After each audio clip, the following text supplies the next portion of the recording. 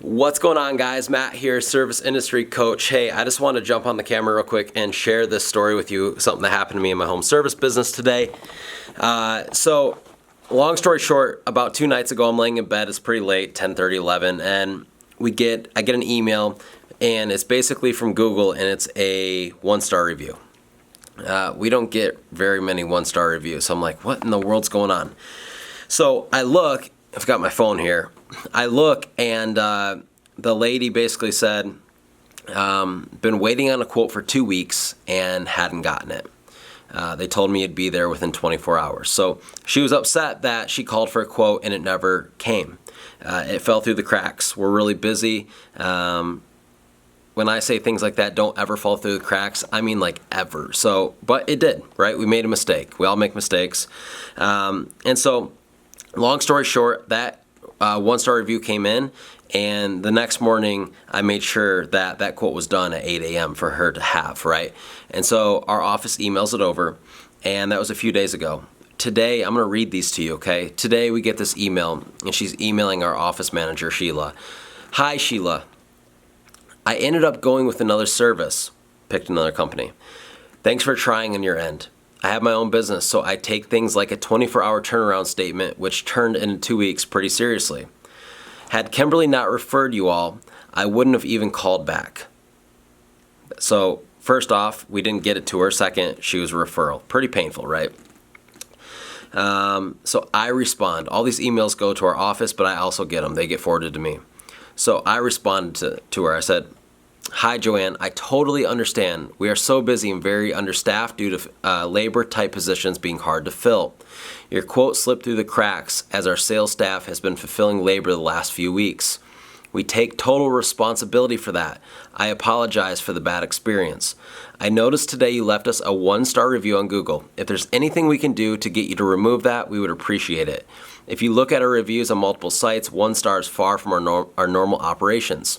We do make mistakes, however, and I do apologize.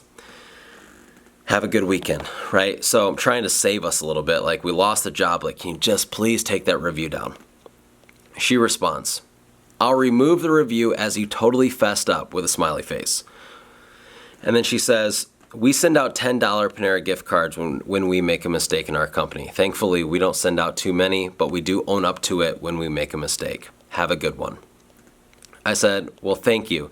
We do a couple thousand jobs a year, and we do our best to be perfect, but it never fails. We always mess up a few jobs a year, but we always do our best to make it right.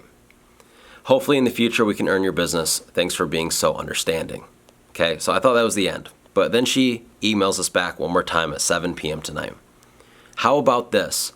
If you can get my home done before June 30th, I'll go with you guys. So she already has someone scheduled, but she's willing to cancel. That's when it's scheduled for. As you know, I was trying to get it done 2 weeks ago. Now, it's because I like you. Saw your site. You're a young go-getter. 2 of my kids work with me, 26 and 23. I expect them to act like you are. So here's the moral of the story. We got the job, okay? We screwed up. And I 100% took responsibility. This is something that I do in almost all cases when something goes wrong in our business. Because guess what? Things are going to go wrong. You're not going to be perfect. Sometimes you're going to mess something up. And so because I fessed up, because I took responsibility, because I put all the blame on us, she turned now into a fan. Like, she's an entrepreneur, so she connects with me on that level. She went to our website, saw our About Us page, and saw that I'm a younger guy. Like, I started the business at 23 years old, right? 29 now. And she can't not, like, she wants to not like us. But after I fessed up, after she knows more about me as an owner, like, she can't not like me. She has to give us a chance, right?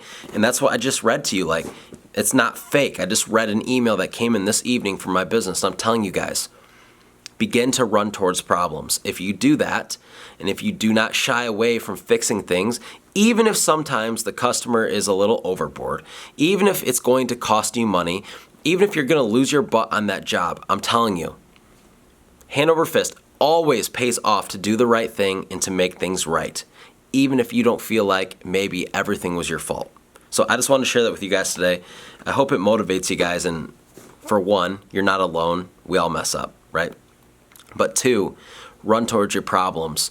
And I guarantee you, you're going to see way more referrals. You're going to build trust with people. Because here's the deal. People don't care that you messed up. They just want to know that when you do mess up, you're actually going to fix it.